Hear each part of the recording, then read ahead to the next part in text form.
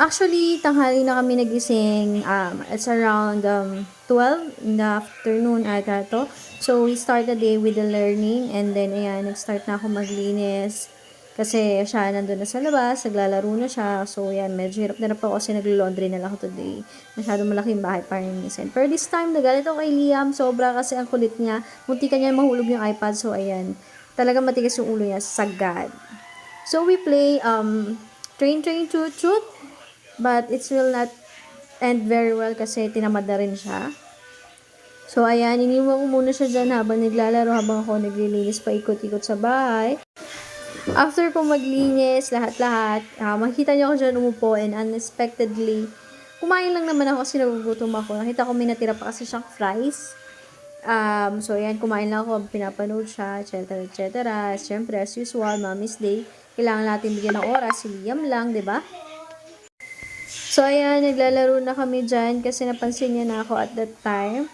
So, ayan, sumasayaw siya. Pero unexpectedly, yan yung sinasabi ko, yung susi nandun sa kanyang shorts, feeling ko paalis siya or anything kasi binubuksan niya yung pinto kanina habang naglilinis ako. Pero yun na nga, hindi niya siguro na ituloy kasi nga wala ako. Feeling ko hindi kami nagkakasundo sa usapan namin. Pero at least tinatry namin yung best. So, nakita ko sa video, hindi kami nagkasundo. So, kinontinue ko na lang yung paglilinis ko ng mga damit namin. At this time, inamoy ko yung bulaklak kasi nakaka-refresh naman talaga siya when we're doing, especially if galing sa partner natin, diba? Yan, at that time, si Liam, grabe pagka-tantrums niyan. Sabi niya, ayaw niya nung Dutch milk, yung the one na I'm holding at that time. So, pinakita ko sa niya lahat ng gusto niya pwedeng kainin, etc., inumin.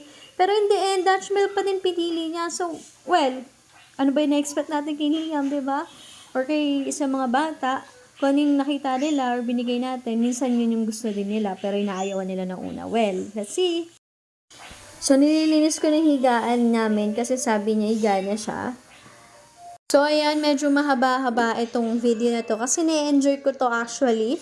Yung laro namin to at that time, yung pag-spelling, yung reading books, also yung imagination playing.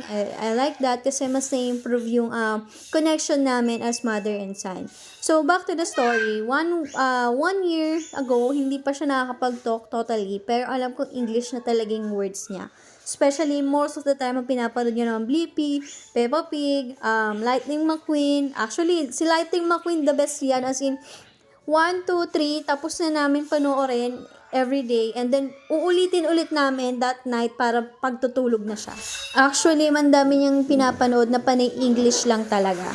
So, ayan, tapos kami maglinis. Tapos na ako maglinis pala. So, ayan, humingi na siya ng dede. Manunod na daw kami na Blippi.